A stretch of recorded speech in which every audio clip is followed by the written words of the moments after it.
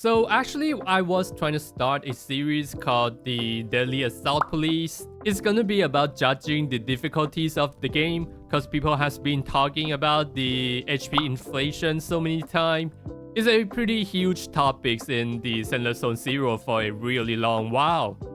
And I gotta say, Zenless Zone Zero just did an unthinkable. They actually deflate the difficulties.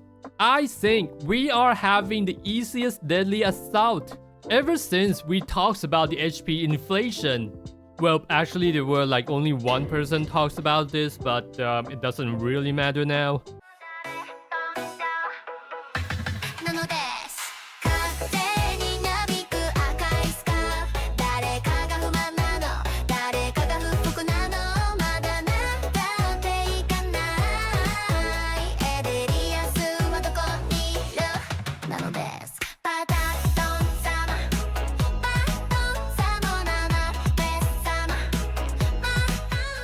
This is from the Asia server, so they were about 50% of the player base could get 60k in the Deadly Assault. I believe that is about 61 or 62, cause I got top 40% at the 66.6k. It's basically the hardest we have ever got.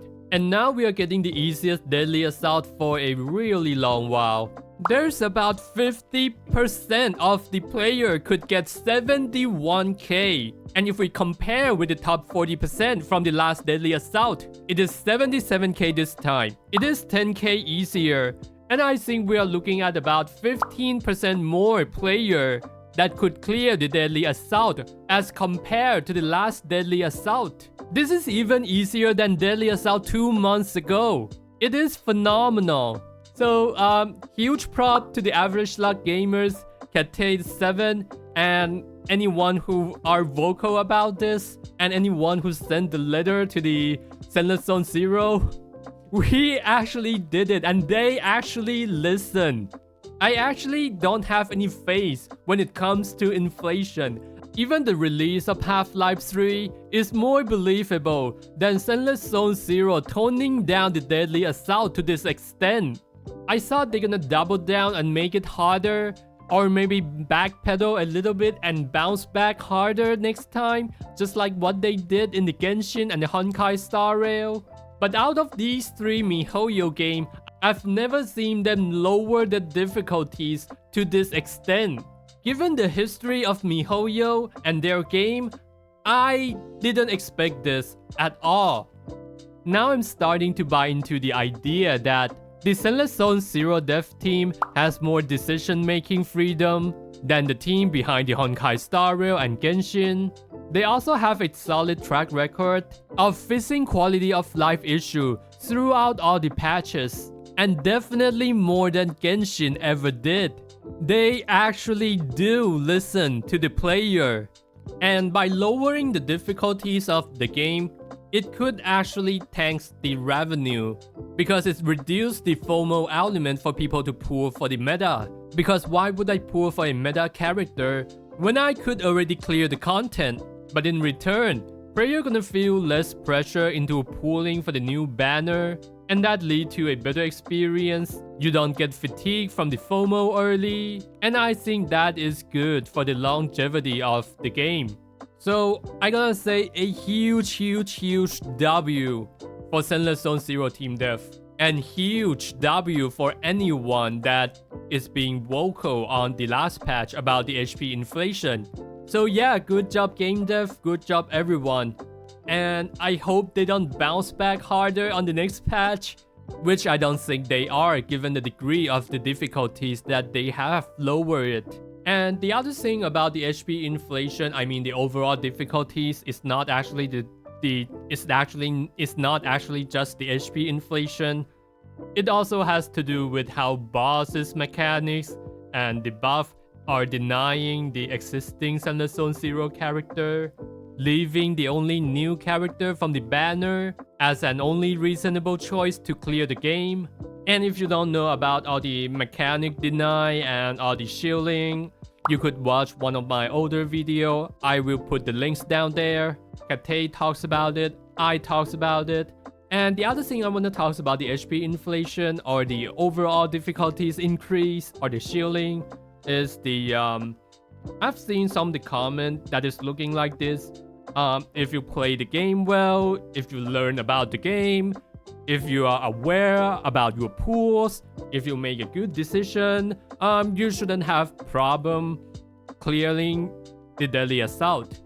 It's actually the same argument from the boomer. Like, why don't you work harder so you could own a house? And turning the blind eye on how crazy amounts the price of real estate has been ramped up for the last decade. And the HP inflation is also like that. When there's an overall decrease in the number of players who can clear the endgame content, it's a systematic problem, not an individual one.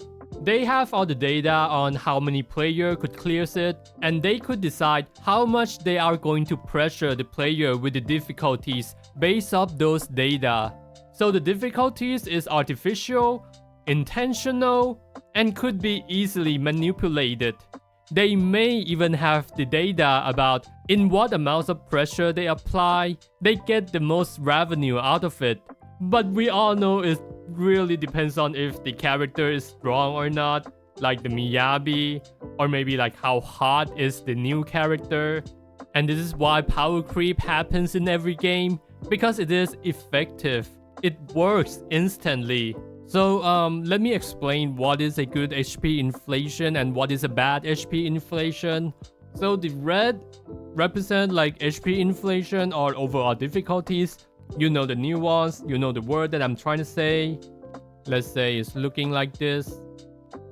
And the power levels of all the account should also be looking like this. And this is the ideal situation of how gacha game should adjust their HP inflation. You want to have your overall account being able to catch up with the difficulties of the game, because we're gonna get a newer characters, they're gonna be stronger. So of course, you're gonna have your HP inflated in order to catch up with the power levels, or else the game is gonna be too easy. Just like Zenless Zone Zero in the early patch. And this is what Zenless Zone Zero were back then. Like, this is their HP inflation or overall difficulties is looking like this. And they have a bump here as a 1.4 and continues to goes up. And this is basically what Saint Tonta see back then. It was looking like this. So of course the HP inflation is real. And this is gonna be like 1.4. But the power levels was actually looking like this. Like, most of the account could clear the content just fine. And they were something like this and catch up with the HP inflation here. So this is the core relationship that you have to think about when HP inflation is happening. It is not just the numbers getting inflated, it's also about the overall general power levels of all the account. And the bad HP inflation is gonna be looking like this. Like, it's gonna be here. And the power levels is gonna be like this. Like, if game dev is designing the game around making it too difficult for player to like pull for the meta character, then yes, it is problematic and it's gonna be looking like that. The power levels of general account has to be able to catch up with the difficulties in order to enable most of the player to enjoy the game.